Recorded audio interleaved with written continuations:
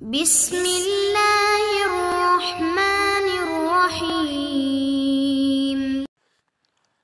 اعوذ باللہ من الشیطان الرجیم ثم بعثنا من بعدهم موسى وهارون الى فرعون وملئه بآیاتنا فاستكبروا وكانوا قوما مجرمین۔ عزیز طلبہ کرام، سبق نمبر 27 آیت نمبر 75، یہاں سے دوسرا واقعہ جو حضرت سیدنا موسیٰ علیہ السلام کا واقعہ تفصیلاً ذکر ہے، اور یہ بھی بطور نمونہ کہ ہے عذاب دنیاوی کے لیے کہ حضرت موسیٰ علیہ السلام کی نبوت سے فرعونیوں نے انکار کیا اور ان کی تکذیب کی اور ان کو جادوگر کہا اور ان کی بات نہ مانی تو وہ غرق ہوئے۔ تمہارے لیے بھی یہ ایک عبرت اور نمونہ ہے کہ اگر تم بھی آخری نبی سے انکار کرتے ہو اور اس کو جادوگر کہتے ہو تو تم بھی عذاب پہنچ جائے گا۔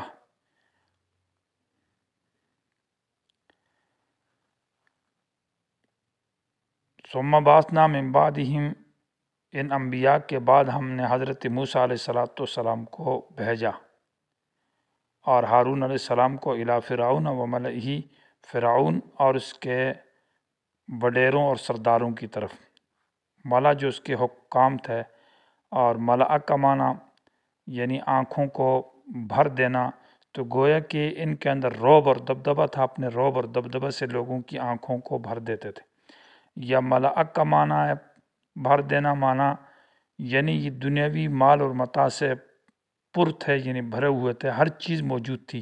جیسے کہ سرمایہ دار لوگوں کے پاس ہر قسم کی عیش و عشرت اور نعمتیں موجود ہوتی ہے،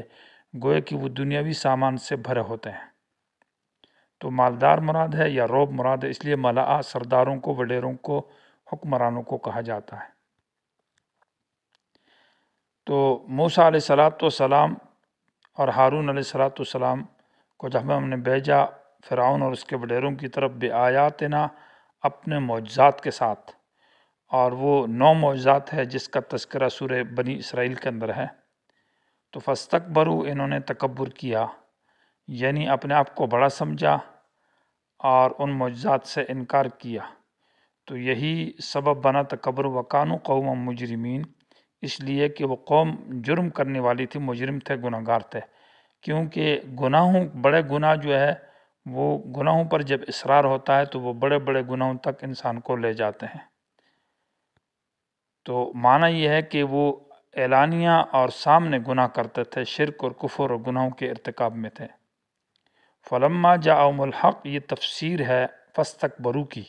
گویا کہ جب انہوں نے تکبر کیا تو وہ تکبر کس طرح تھا؟ جب ان کے پاس آیا الحق و حق، اور حق اللہ کی توحید ہے، اللہ کی کتاب ہے جو موسیٰ علیہ السلام لے کر آیا تھا، من عندنا، ہماری طرف سے،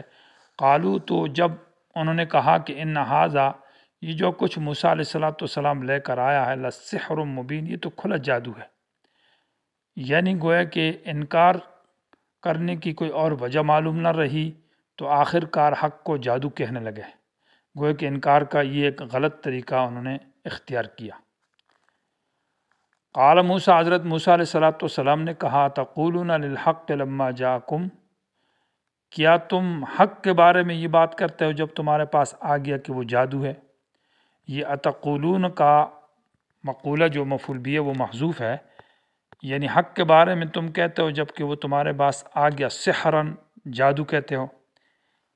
اور تمہارے پاس کوئی بہانہ نہ بنا انکار کرنے کا، اور آخر تم نے حق کو جادو کہا۔ اسحر ھذا، کیا یہ جادو ہو سکتا ہے؟ یعنی یہ درمیان میں جملہ استفہامی ہے، حمزہ توبیخ کے لیے، عار اور ڈانٹ ڈپٹ کے لیے، شرم دلانے کے لیے، کیا یہ جادو ہے؟ تم بڑے بیوقوف اور احمق نہیں ہو، حق کو تم جادو کہتے ہو؟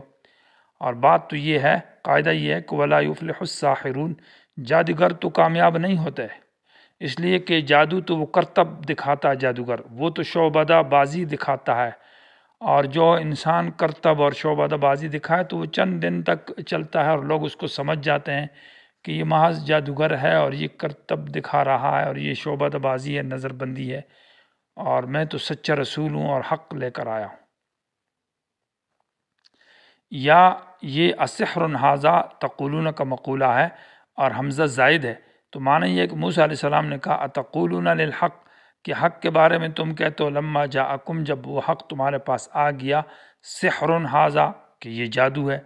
تو حمزہ زائد ہے اور سحر ھذا یہ تقولون کا مقولہ ہے۔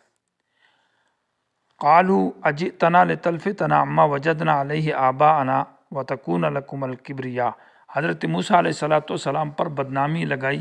اور دو وجہ بیان کی انہوں نے، گویا کہ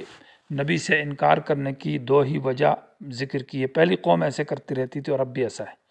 کہ کسی داعی کو، کسی حق بات کہنے والے کو جب بدنام کیا جاتا ہے اور لوگوں سے اس کی نفرت لوگوں کے دلوں میں جب لوگ ڈالتے ہیں، تو ایک تو عوام ہے ان کو نفرت دلائی جائے، تو اس کا طریقہ کار کیا ہے کہ تمہارے باپ دادے کے دین سے اور دستور سے یہ تمہیں روکنا چاہتا ہے، یہ اس کے خلاف ہے، تمہارے آبا و اجداد کو یہ نہیں مانتا، اس دستور اور طریقے کو نہیں مانتا، تو عوام لوگ بدزن ہو جاتے ہیں۔ اس کا ذکر کیا ہے اجئتنا لتلفتنا عما وجدنا علیہ آباءنا کے اندر۔ اور دوسرا خواص ہے، جو حکمران ہے، علماء ہے، پیر ہے، بڑے طبقہ ہے، تو ان سے کہا کہ تمہاری یہ اقتدار کو لینا چاہتا ہے، تمہیں جو جاہ اور ریاست ملی ہے اور اقتدار ملا، حکومت ملی ہے، یہ اس کے چکر میں ہے، لہٰذا وہ لوگ بھی اس سے نفرت کرنے لگتے ہیں۔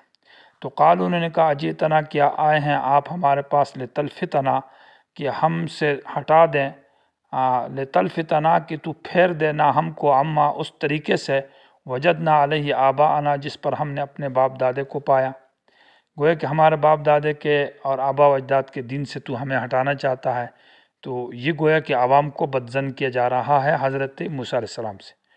وَتَكُونَ لَكُمُ الْكِبْرِيَاءُ، اور ہو جائے تم دونوں کے لیے، یعنی ہارون اور موسیٰ علیہ السلام کے لیے، الکبریاء، بڑائی، معنی حکومت اور قانون کو ہاتھ میں لینا چاہتے ہو، آئین کو ہاتھ میں لینا چاہتے ہو، تم حب جاہ اور ریاست چاہتے ہو فی الارض، ملک کے اندر۔ وَمَا نَحْنُ لَكُمَا بِمُؤْمِنِينَ، ہم ہرگز نہیں مانیں گے تمہاری وجہ سے، ایمان نہیں لائیں گے، یعنی لکما، تمہاری ان باتوں کی وجہ سے ہم تم پر ایمان لانے والے نہیں ہیں،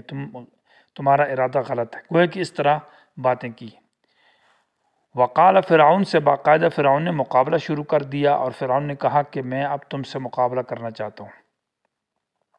تو فرعون نے کہا ایتونی، لوگوں سے کہا، اپنے حکمرانوں سے، وزیروں سے، کہ لے آؤ میرے پاس ہر ماہر جادوگر کو۔ ملک کے اندر جتنے بھی بڑے بڑے مشہور جادوگر ہیں ان کو بلایا جائے اور وہ موسیٰ علیہ السلام سے مقابلہ کریں۔ تو سورہ شعراء کے اندر اور سورہ طٰہٰ کے اندر اس کی تفصیل ہے کہ جادوگروں کو بلایا گیا، اور سورہ اعراف میں بھی اس کی تفصیل گزر چکی ہے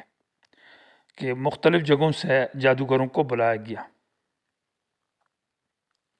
فلما جاء السحرۃ، جب وہ جادوگر آ گئے،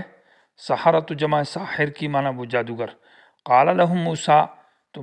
ان سے کہا موسیٰ علیہ السلام نے، القوا ما انتم ملقون، کہ تم پھینکو جو تم پھینکنا چاہتے ہو یا جو تم پھینکنے والے ہو۔